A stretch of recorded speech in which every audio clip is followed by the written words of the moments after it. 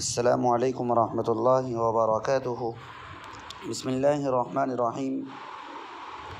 میں ہوں عقیل احمد ندوی۔ میں آپ حضرات کے سامنے حالات حاضرہ پر کرونا وائرس میں جو لوگ ادھر ادھر پھنسے ہوئے ہیں تو بہت اکثر لوگ بری حالت میں ہیں۔ اس میں سے خاص کر کے غریب طبقہ اور مدارس کے منتظمین یا مدارس کے طلباء، اسی طریقے سے مساجد کے ائمہ کرام، ان حضرات اور مؤذنین، ان حضرات کی حالتیں بھی کافی پریشان کن رہتی ہے۔ تو اس وجہ سے میں نے چاہا کہ آپ حضرات کے سامنے اللہ کے راستے میں خرچ کرنے والے کی فضیلت قرآن کریم کی احادیث میں بیان کروں، اور ہمیں کن کن حضرات پر خرچ کرنا چاہیے اس کے بارے میں بھی آپ کے سامنے کچھ باتیں رکھوں۔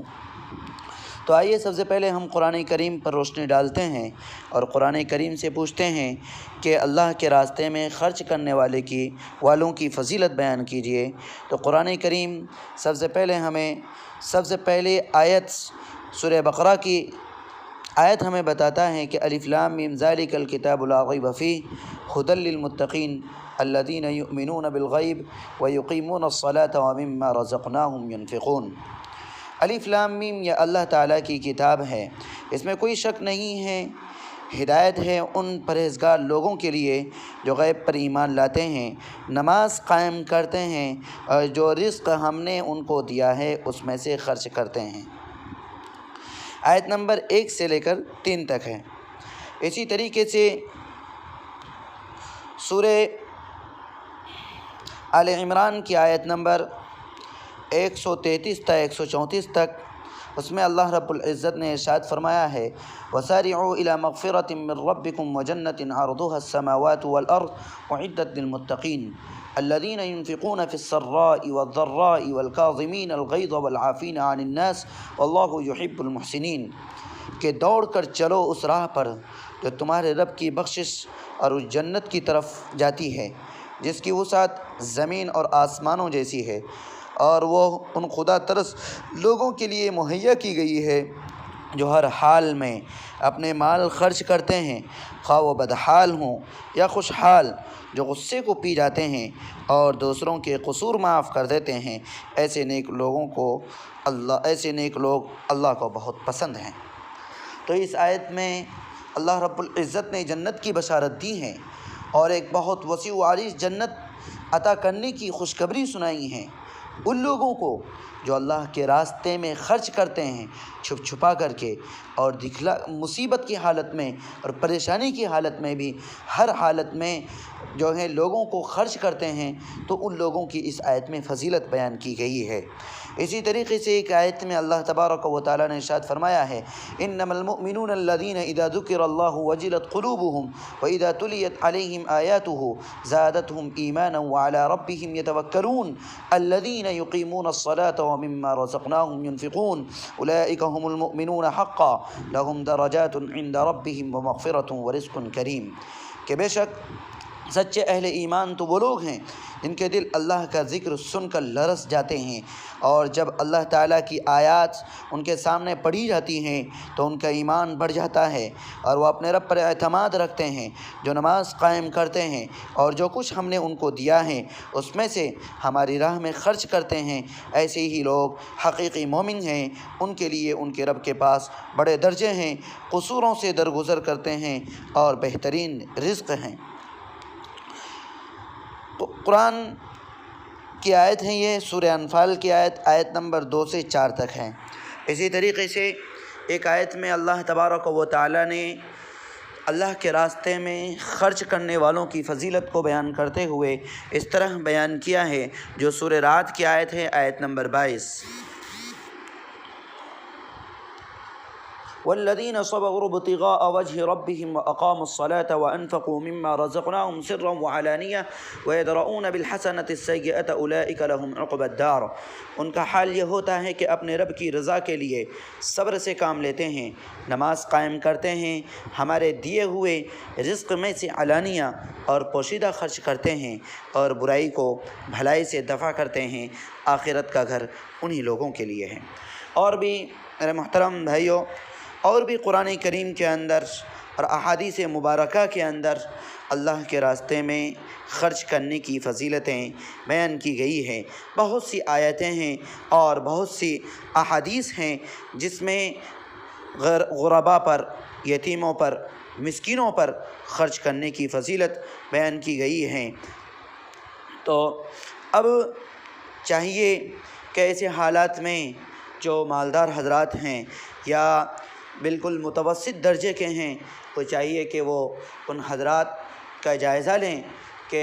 جن کے پاس کھانا نہیں پہنچتا ہے، جن کے پاس مال و دولت نہیں ہے، وہ ایک وقت کا کھانا کھانے کے لیے ترستے ہیں، لوگوں کے سامنے اپنے ہاتھ پھیلانے سے وہ بالکل عاجز رہتے ہیں، شرماتے ہیں اور شرمندگی محسوس کرتے ہیں۔ اور اسی میں سے سب سے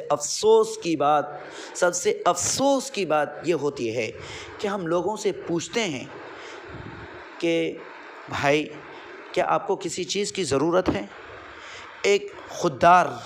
اور غیرت مند غریب شخص کبھی بھی اس بات کا اظہار نہیں کر سکتا ہے کہ مجھے میرے گھر میں کچھ نہیں ہے، مجھے پیسوں کی ضرورت ہے، مجھے راشن کی ضرورت ہے، یہ کبھی بھی نہیں کہہ سکتا ہے۔ لہذا انسان کو خود چاہیے کہ ان کے حالات کا جائزہ لیں اور انہیں بغیر کچھ کہے ہوئے انہیں جا کر کے راشن دے دیں۔ اور اسی کے ساتھ ساتھ ہماری سب سے بری خصلت یہ ہے، عادت یہ ہے کہ ہم جو کچھ لوگوں کو دیتے ہیں، غرباء کو دیتے ہیں، یتیموں کو دیتے ہیں،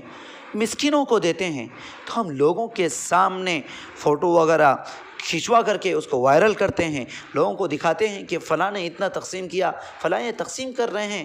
اس غریب کے دل میں کیا گزر رہا ہوگا، وہ غریب کیا سوچ رہے ہوں گے کہ اللہ نے ہمارے یہ حالت کر دی کہ لوگوں کے سامنے ہمیں رسوا کیا جا رہا ہے۔ میرے بھائیو، آپ مت دیجئے، آپ کسی کو راشن مت دیجئے، راشن دے کر کے آپ ان کی بے عزتی مت کیجیے، اب خاموشی کے ساتھ جا کر کے آپ انہیں دے دیجئے، جیسا کہ رسول صلی اللہ علیہ وسلم نے فرمایا کہ اس طرح خرچ کرو کہ دائیں ہاتھ سے خرچ کرو کو بائیں ہاتھ کو بھی پتہ نہ چلے، ہمیں اس طرح خرچ کرنا چاہیے۔ اور اسی کے ساتھ ساتھ ہمارے مدارس کے طلباء کی حالتیں بھی کافی خستہ حال ہیں، کیونکہ مدارس کے نظماء حضرات ادھر ادھر سے چندہ کر کے مہمانان رسول صلی اللہ علیہ وسلم کے لیے انتظام کرتے تھے اور وہ لاتے تھے۔ اب اس صورتحال میں نہ وہ کہیں جا سکتے ہیں، کسی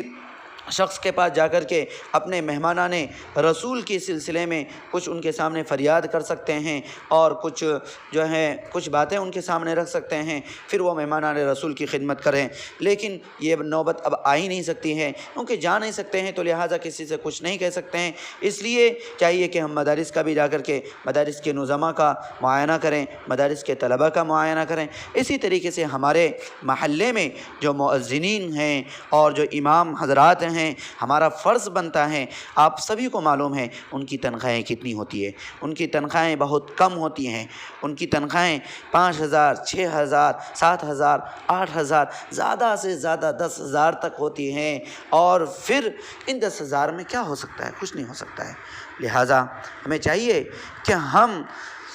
اپنے محلے کے اماموں، اپنے محلے کے مؤذنوں کی بھی خبر گیری کیا کریں اور انہیں بھی جا کر کے ان سے پوچھیں نا۔ ہمارے پاس کئی ساری شکایتیں آئی، کئی سارے لوگوں نے ہم سے یہ بات کہی کہ بعض مسجد کے امام صاحب سے یہ پوچھا جا رہا ہے آپ کو ضرورت ہے؟ ارے بھائی، آپ ان کے پیچھے نماز پڑھتے ہیں اور 5 وقت کی نماز پڑھتے ہیں، آپ مؤذن صاحب کی اذان پر جا کر مسجد میں وقت میں جا کر کے حاضر ہو کر کے آپ نماز پڑھتے ہیں، اللہ کی عبادت کرتے ہیں، آپ اس مؤذن سے اور اس امام سے جا کر کے پوچھتے ہیں آپ کو ضرورت ہے کیا؟ وہ اتنے بے غیرت نہیں ہو چکے ہیں، ان کی غیرت نہیں مر چکی ہیں کہ وہ آپ کے سامنے اظہار کر دیں گے کہ ہاں ہمیں ضرورت ہے، ہمیں راشن کی ضرورت ہے، ہمیں راشن لا کر کے دیجیے۔ ان کے اندر خودداری ہے، ان کے اندر غیرت ہے، اپنی غیرت اور اپنی خودداری کی وجہ سے اور اپنی شرم و حیا کی وجہ سے وہ آپ کے سامنے ہاتھ کبھی بھی زندگی میں نہیں پھیلا سکتے ہیں۔ آپ کے لیے ضروری ہے، آپ کے لیے واجب ہے کہ آپ اپنے اماموں، مؤذنین اور مدارس کے طلباء اور مدارس کے نظماء کے آپ خبر گیری کریں۔ یہی آپ کا کل قیامت کے دن کام آئے گا۔ اور یہ کرونا وائرس ہمارے لیے عذاب ہے۔ کرونا وائرس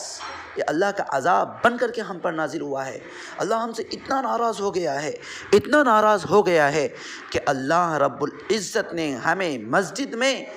داخلے پر پابندی عائد کر دی ہے۔ لہٰذا اس ناراضگی کو چھڑانے کا سب سے بہترین، اس ناراضگی کو ختم کرنے کا سب سے بہترین ذریعہ اللہ رب العزت کی طرف رجوع ہوں اور غرباء و فقراء کی خبر گیری کریں، صدقات و خیرات کا زیادہ سے زیادہ استعمال کریں، زیادہ سے زیادہ صدقہ عطا کریں، زیادہ سے زیادہ خیرات عطا کریں، تاکہ یہ ناراضگی